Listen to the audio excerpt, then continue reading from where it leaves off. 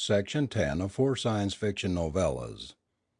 4 Science Fiction Novellas by Harl Vincent. The Copper-Clad World, Chapter 10. Cleone and Ulana. The Zara received them in the throne room alone. Blaine hesitated as he crossed the threshold, Ulana's trembling fingers tightly clasped in his own. The quick prod of the invisible ray pistol warned him that Ianito was at his heels. Cleone uncurled her sinuous, black-sheathed body and rose to her feet as they neared the dais. "Welcome, O Carson," she purred. "Cleone has mourned you as dead, but she mourns no longer. A kind fate has returned you." The gold-flecked eyes were all for him. It was as if she did not see his companion. Blaine fought the spell of her with all that was in him. He did not reply. "Come to me, Carson," she pleaded, her lashes lowered. "Leave this Rulon girl and come to me." "Where I go, she goes," he replied firmly. "Very well, then," said the Zara meekly. "Bring her with you. I would converse with her as with you." Something new, this was. A gentleness Blaine had never thought the leopard woman could exhibit, even in sham. And her eyes, when she raised them, were still gentle. She extended a white arm and smiled provocatively. If this was a ruse, if she meant harm to the Rulon maid, her acting was superb. And, from what he had seen of the woman previously, he was almost convinced of her sincerity. A nature like hers was incapable of successful dissimulation. Still, he was suspicious, and he shielded Ulana with his body as they came up to the throne. The Zara studied them in silence for a while. Then she spoke. "Let me look at you, my dear," she said to the Rulon maiden. And Ulana, unafraid, faced her boldly. His muscles tensed. Blaine watched every movement of the Zara's strained fingers. But her gaze was direct and kindly. There was no dissembling here. It was not the same Cleone he had previously known. "You are very beautiful, Ulana," she said softly. "Do you love this Earthman very much?" "I do, your Majesty." "And you, Carson, you love her very much?" His answer was wordless. A sudden lump in his throat choked back the vigorous affirmative, and he merely nodded, mute, as he enfolded the slight form of Ulana in his arms. "Carson, are you sure?" Cleone was pleading, her eyes compelling, tender. Ulana drew away from his arms, waiting.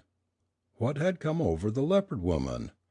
She was a creature of mad vagaries, he knew, and yet this was the most convincing mood he had seen. Despite his knowledge of her past, despite his better judgment, he was drawn toward her. A step, then a quick revulsion of feeling. He recoiled and turned swiftly to Ulana. Cleone saw and understood. Her tender mood was over in a flash, and she crouched there, terrible jealous eyes fixed on the Rulon maiden. She extended a white arm with jeweled fingers, pointing. Blaine swung quickly, brushing the arm aside just as that intangible something flashed from her hand. The energy of the black disks! It had missed Ulana by inches, but crashed home on something. A scream of terror rang out in the chamber, and there on the floor a dozen paces from the dais, the thing that had been Ianito wriggled under a heap of whirling black things that suddenly covered the invisible form. He wriggled and then lay still as the angry buzzing of the black destroyers rose in triumphant, discordant song. "Ianito!" the Zara exclaimed, thunderstruck. "He was here?" "He was," Blaine assured her in an awed voice. "Invisible, O Zara, in a cloak contrived by Dantor, the Rulon scientist." Then blind rage came over him. She had tried to kill Ulana, before his eyes. "You she-devil!" he roared.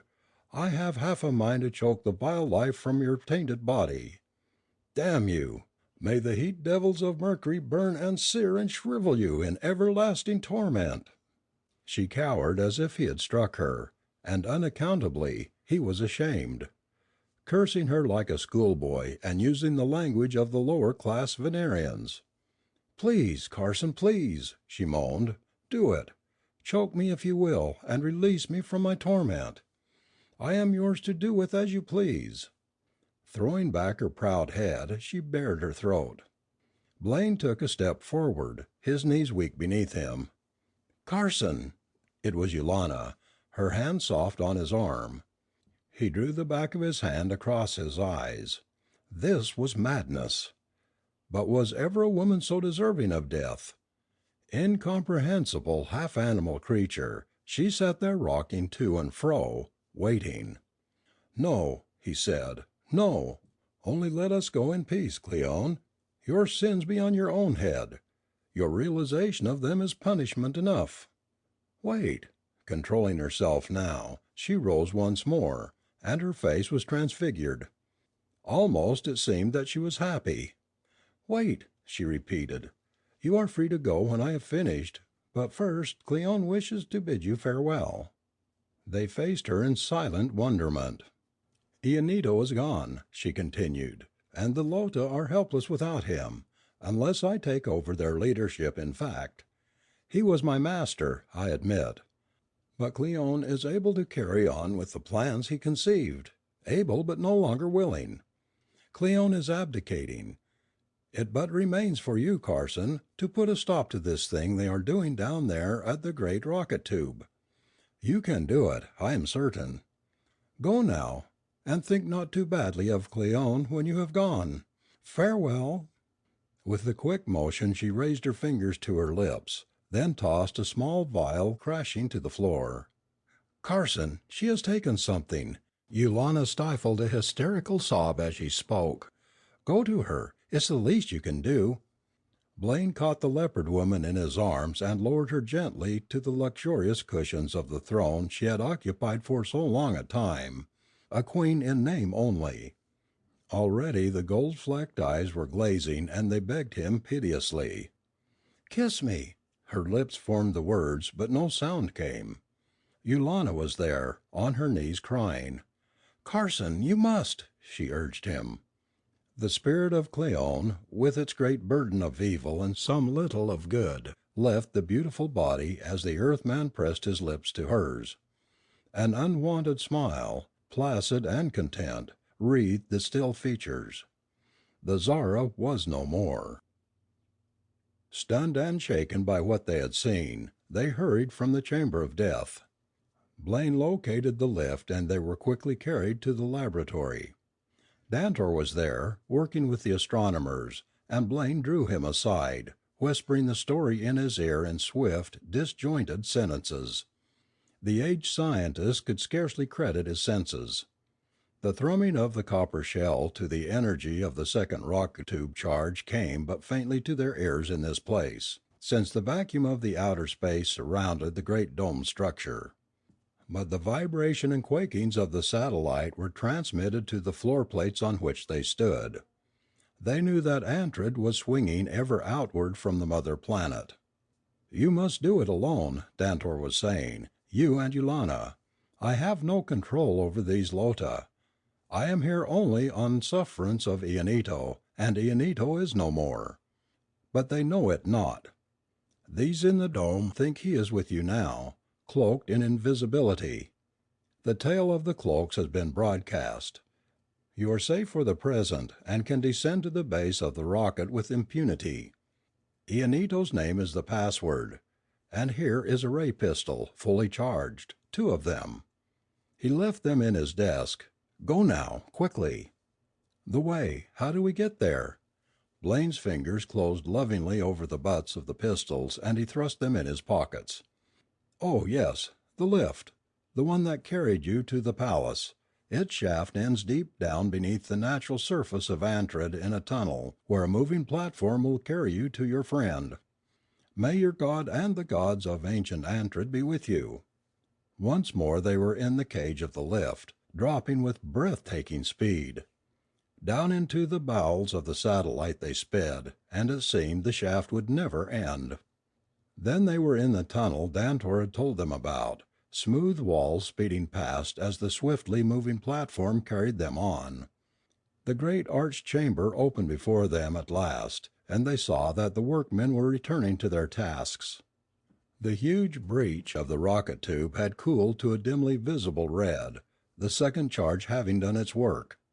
Hands in his pockets and walking stiffly as if mechanized, the Earthman presented himself before the guard at the entrance, Ulana pressed close to his side. He feigned the hypnotic state. "Ianito," he repeated in jerky syllables, acting the part. "He sent us with message for Farley." The guard grinned. Even here the story of the Earthman and the Rulon maiden was known. The strange leniency of Ianito in permitting them to remain together was the topic of the day. He waved them through with an indulgent gesture. Ianito knew what he was about, and would have his little joke later. Tom Farley was there, waiting with the lot scientists till the breech block could have cooled sufficiently to permit them to open it and prepare the third charge. A flicker of recognition in his glazed eyes told Blaine he was not altogether gone, but Tommy gave no other outward sign. Perhaps with Ianito no longer alive, the mental control would become ineffective. They had not long to wait, for the breech was water jacketed and cooled rapidly. Blaine puttered around with the unfamiliar test tubes and retorts, watching for a chance to get a word with Tommy in private. He was almost certain that his friend was recovering. Ulana sat there on a greasy bench, regarding the scene with anxious eyes. She was a brick, game as they made them. Tommy was beside him then, weighing a heap of the dry soil for the next charge. "Are you all right?" Blaine whispered. But Tom Farley stared back with not a glimmer of comprehension. He was still a victim of the mechanizing process of the Lota.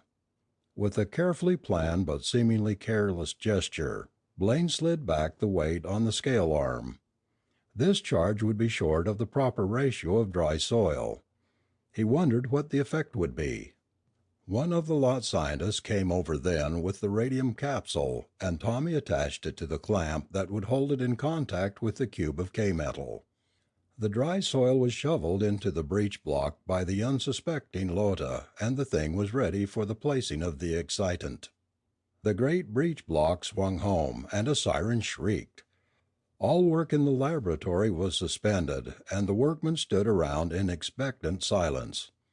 Blaine found himself worrying as to the possible result of his tampering. "I saw you," Tommy hissed then in his ear. "There'll be hell to pay now. We gotta beat it." Good old Tommy! He'd recovered after all. He too had been shamming at the last. Blaine saw they were unobserved and thrust one of the pistols into his hand. "Now," his friend rasped, "before they get wise. Grab the girl and we'll make a break for the tunnel entrance over there." Ulana took in the situation at a glance and was at his side. They moved swiftly in the direction of the entrance through which they had come. A terrific roar came from the base of the rocket tube, and the Lota broke into excited screechings. Something different about it this time. There was a terrible menacing note in the jarring thump which preceded the roar. A muffled boom high in the 5-mile depth of rock strata above them spelled disaster of an unknown and terrifying nature. The breech of the tube was white with heat in an instant of time. Pandemonium broke loose now, and the Earthmen were running for the exit to the lift, covering their retreat with brandished gray pistols. Ulana, brave girl, ran alongside, swinging a pinch bar she had picked up, ready to help. End of section 10.